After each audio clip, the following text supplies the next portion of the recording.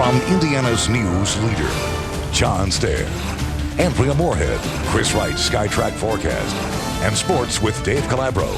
This is Channel 13 Eyewitness News Night Beat. Well, it is designed to keep you and your family safe. But 13 Investigates has learned that many new mattresses contain toxic ingredients, and some people say those ingredients are making them sick. Investigative reporter Bob Siegel shows you what mattress manufacturers are not telling you. Each year, hundreds of people die in house fires that begin in a mattress. That's why the government has taken dramatic action. Beginning last summer, every mattress made and sold in the United States has to meet tough new standards. Ignition. Proving it can withstand a blast of fire without bursting into flames. Our goal is to give consumers more time to get out of their homes in the event that there is a mattress fire. This regulation is expected to save as many as 270 lives every year. But while new mattresses will help protect you from fire, they may be exposing you and your family to a threat you're not aware of. Toxic chemicals inside the mattress that you'll be sleeping on every night. We already know the chemicals they're using are acutely toxic and cancer-causing. Mark Strobel owns a mattress manufacturing plant in southern Indiana. He says the government's new flammability standard for beds is unnecessary and outright dangerous because of what it means for many mattresses.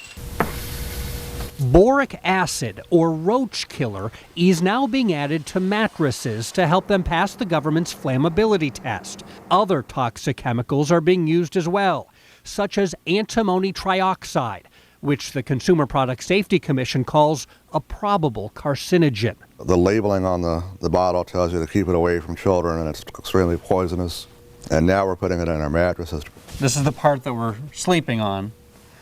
Which part, how far underneath this are those chemicals? There's just a small layer of polyester fiber, and the chemicals are right directly below here. A lot of people are getting sick from these mattresses already. People like Amy Beachy. Just didn't feel good after I laid on it. Last year, Amy bought a $700 mattress, and she quickly realized that new mattress was making her sick. Flu-like symptoms, the fatigue, headaches, my eyes would burn. How often do you sleep on this mattress now? I don't sleep on it. It's in my guest room. Amy's doctor tests his patients for exposure to chemicals. And he says in the past several months, he's seen more and more patients testing positive for antimony, one of the flame retardant chemicals now being added to mattresses. Nobody's done a 20-year study to see what could happen with these compounds that are in mattresses. This could be a potential serious health risk for a lot of people, and they aren't even aware of it. And it's not just consumers who are complaining about the chemicals now mandated in all mattresses. In factories all around the United States, the people who make the mattresses say they're having health problems too. All I say is it's got to be fire retardant, it's got to be fire resistant.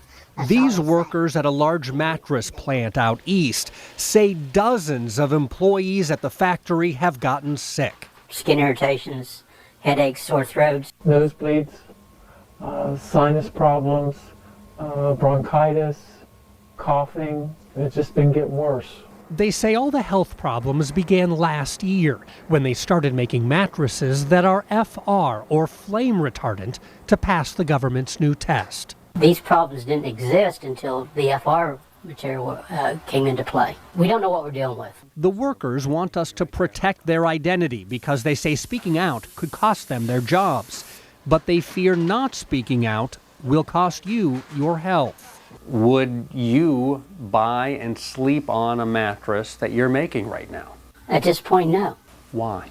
Because I don't know what's in that mattress. Yeah. I don't know what I'm sleeping on. And mattress manufacturers do not have to tell you. There is no labeling requirement to tell consumers what chemicals are added. The government says that type of labeling is unnecessary because, according to the Consumer Product Safety Commission, the chemicals stay inside the mattress. The consumer would never come in contact with something that was inside a barrier inside their mattresses. But that's not what the CPSC's own scientific report says. This detailed study shows in some tests, Antimony was released from the mattress barrier, and there was relatively high releases of boric acid from inside the mattress. And just this month, CPSC's acting chairman said she's concerned about the use of FR chemicals and does not want to encourage their use because the health effects of some of these chemicals are not well understood. Still, CPSC spokeswoman says the chemicals are safe. We are confident in our findings that there is an insignificant risk of health effects to consumers. Amy Beachy does not believe that. It makes no sense at all. It's crazy. Neither does Mark Strobel. So who is right? And when it comes to adding chemicals to mattresses, will the benefit outweigh the risk? It's a question millions of Americans will have to sleep on. What's going to happen to people sleeping on these mattresses after 40 years? What are we going to find out then? How many millions of people will be harmed? If you want a mattress without flame retardant chemicals, you can get one with a prescription from your doctor.